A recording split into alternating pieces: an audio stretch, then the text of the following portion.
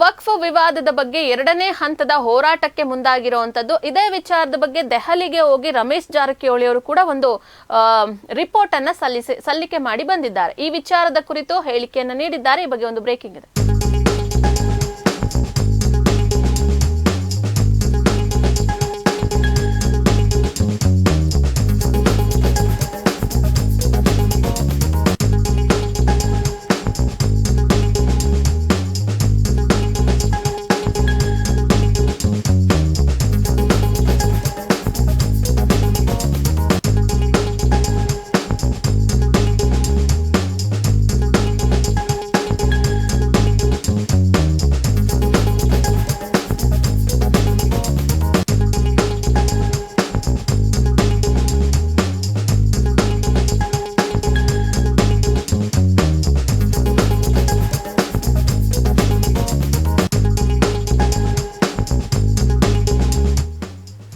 ಎರಡನೇ ಹಂತದ ವಕ್ಫ್ ಹೋರಾಟದ ವಿಚಾರದ ಬಗ್ಗೆ ಮಾಧ್ಯಮದವರ ಮುಂದೆ ಸಚಿವ ರಮೇಶ್ ಜಾರಕಿಹೊಳಿ ಹೇಳಿಕೆಯನ್ನು ನೀಡಿದ್ದಾರೆ.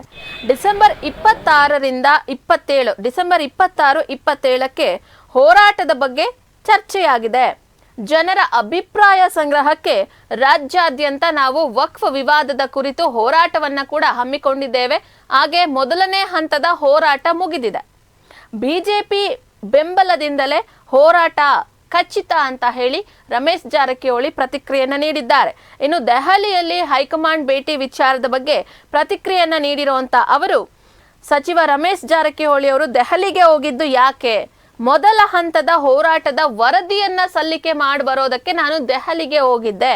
ಬಿಜೆಪಿ ಸಮಿತಿಗೂ ವರದಿ ಹಾಗೆ ಈ ಬಗ್ಗೆ ಎಲ್ಲಾ ರೀತಿಯಾದಂತಹ ವರದಿಯನ್ನ ನಾನು ದೆಹಲಿಯಲ್ಲಿ ನೀಡಿ ಬಂದಿದ್ದೇನೆ. ನಮ್ಮ ಹೋರಾಟ ಯಾರ ವಿರುದ್ಧವೂ ಅಲ್ಲ, ಯಾರ ಪರವೂ ಅಲ್ಲ. ಯತ್ನಾಳ್ ಅವ್ರಿಗೆ ಶೋಕಾಸ್ ನೋಟಿಸ್ ವಿಚಾರ, ಯತ್ನಾಳ್ ಶೋಕಾಸ್ ನೋಟಿಸ್ಗೆ ಉತ್ತರವನ್ನ ಈಗಾಗಲೇ ಕೊಟ್ಟಿದ್ದಾರೆ.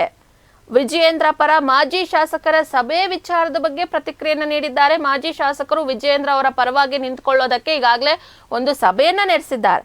ಇನ್ನು ಆ ಸಭೆಯಲ್ಲಿ 12 ಜನ ಮಾಜಿ ಶಾಸಕರಿದ್ದಾರೆ, ಅಧ್ಯಕ್ಷರಿದ್ದಾರೆ ಅನ್ನುವಂಥ ಕಾರಣಕ್ಕೆ ಅವರೆಲ್ಲ ಹೋಗಿದ್ದಾರೆ ಅಷ್ಟೇ. ಅದು ಬಿಟ್ರೆ ಯಡಿಯೂರಪ್ಪನವರ ಬಗ್ಗೆ, ಅವರ ಮೇಲೆ ನಮಗೆ ತುಂಬಾ ಗೌರವ ಇದೆ.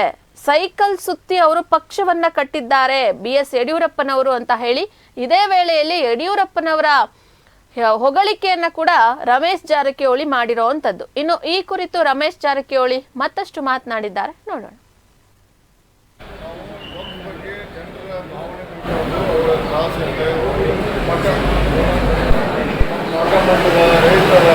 ಅದ್ರ ಬಗ್ಗೆ ರಾಜ್ಯದ್ದಾಗಿ ಒಂದು ದೊಡ್ಡ ಸಮಾವೇಶ ದಾವಣಗೆರೆ ಮಾಡ್ತೇವೆ.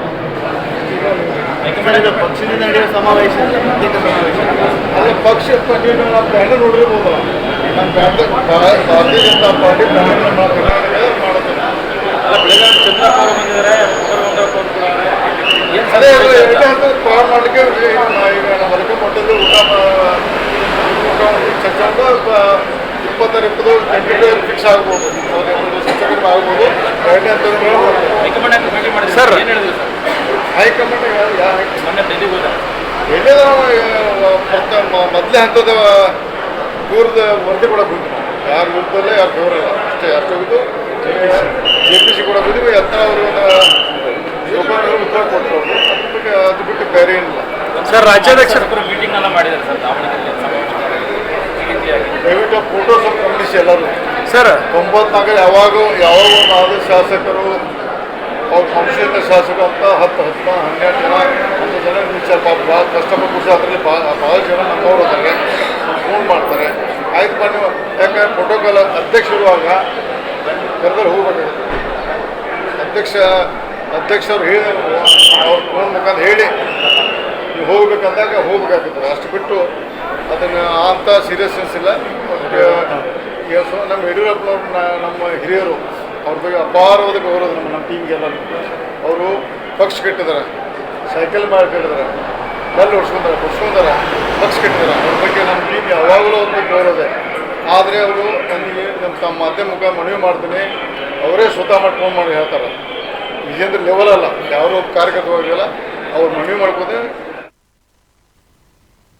ರಮೇಶ್ ಜಾರಕಿಹೊಳಿ ಮಾಧ್ಯಮಗಳ ಮುಂದೆ ದೆಹಲಿಗೆ ಹೋಗಿ ಬಂದಂತಹ ವಿಚಾರ, ಹಾಗೆ ಎರಡನೇ ಹೋರಾಟ ವಕ್ಫ್ ವಿವಾದದ ಬಗ್ಗೆ ಎರಡನೇ ಹೋರಾಟದ ಬಗ್ಗೆ ಕೂಡ ಮಾಧ್ಯಮಗಳ ಮುಂದೆ ಪ್ರತಿಕ್ರಿಯೆಯನ್ನು ನೀಡಿದ್ದಾರೆ.